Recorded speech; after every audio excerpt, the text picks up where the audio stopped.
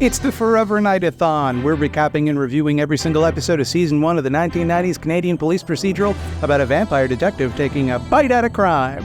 Well, Nightheads, it's all led up to this, the epic, thrilling season finale. Episode 22, Love You to Death. We open with a montage of a sexy lady getting dressed up, and then we see her out for a lovely afternoon in the park, and I guess she's dead. I kind of thought she was just spacing out, because from the way they shot it, it looks like she's just staring off into the distance. But no, she's dead. This is meant to be unnerving, not kind of funny. Turns out this sexy lady, this particular murdered sexy lady, well, guess what? She's a lingerie model, and of course Skanky's horny about that. And double guess what? That modeling agency just so happens to be having a photo shoot today at the Raven, where triple guess what? One of the other models just so happens to be the reincarnation of a ballerina Nick was simping for back in the day. He just kept going to the ballet and watching her, and all of his vampire pals were like, just go talk to her. And he didn't want to do that, because she's too pure. She's too pure for him.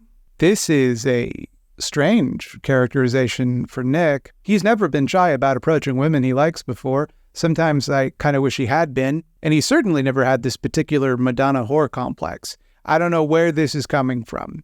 The reincarnated ballerina is then kidnapped by the kidnap murderer, who it turns out is this weird little nice guy Dorcas, who keeps them in a gilded cage and tries to protect them from being quote-unquote corrupted, because she was about to pose nude for a magazine, you see, which is impure, unlike her chaste, wholesome lingerie modeling career. The killer, it seems, is just like past Nick. They're both obsessed with the quote-unquote purity of the women that they're, pining over. And they both react violently if that purity is violated in their minds. To that end, LaCroix taunts past Nick that the ballerina he's obsessed with is actually just a sex worker and points out two gentlemen in jaunty chapeaus exiting her room. Two men had just been in her room? What else could that mean? Nothing. When he barges in to demand answers from this random woman he's never even spoke to, she says she reciprocates his feelings, because I guess she saw him when he would go to the ballet. She saw him, she looked out in the audience and saw him and was like, oh, what a hunk. But that was the wrong thing to say. That means she's no longer pure. So Nick gorbles her, obviously. But all of that, you see, was a plan by LaCroix to make Nick give up on his scruples and just kill willy-nilly. And the two guys with jaunty chapeaus were actually vampires with jaunty chapeaus who were working for LaCroix, which Nick should have been able to tell because he wouldn't have heard their heartbeats. But okay. This is apparently the last straw, the inciting incident that made Nick distance himself from LaCroix forever. And it also made him give up killing entirely, because before this, he'd been killing criminals and transients instead of the innocent, a moral distinction that he realized was hypocritical. Okay, but criminals I get, right? Obviously don't kill anybody, but if, criminals kill murderers, right? I'm not going to be mad. Transients, though, what'd they do? In present times, the reincarnated ballerina badly fails the insight check and tries to seduce her murder kidnapper. He doesn't like that because his whole personality is about making sure women don't have sexual agency. So he tries to kill her about it. But Nick, of course, swoops in and saves the day, because Nick now knows it's wrong to murder people because you think they might have had sex at some point. He realizes that's not something you can murder people about. Jeanette and Nick talk about what happened with the ballerina, and she's sympathetic, and I don't really understand why. I don't really feel like Nick is the wronged party here. But, hey, at least you got your revenge, Nick, right? At least you killed LaCroix, right? Remember? In the first episode? Remember? Remember when you killed LaCroix forever? Remember that? Now, given that I've mentioned that Nick killed LaCroix forever, you might be wondering why I titled this episode The Return of LaCroix. And that's because right at the end, you see LaCroix is alive. He's killing a guy, and then he looks angrily at Nick's apartment.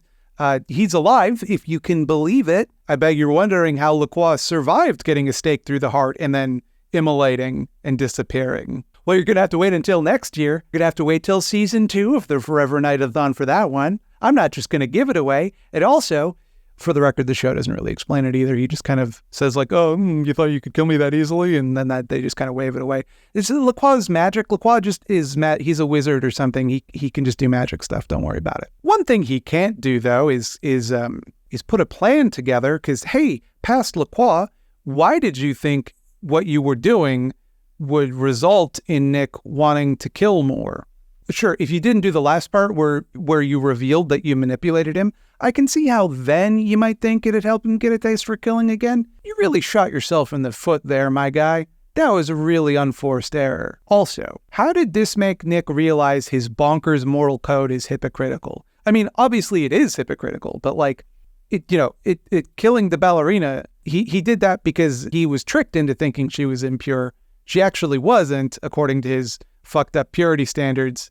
So if anything, it should just mean that he's mad at LaCroix. It shouldn't mean that he gives up on this fucked up worldview. Also, the flashbacks take place in 1890, so Nick was done with LaCroix at that point forever on account of he murdered this woman that he loved, but still murdered, which I think is a thing you don't do to people that you love.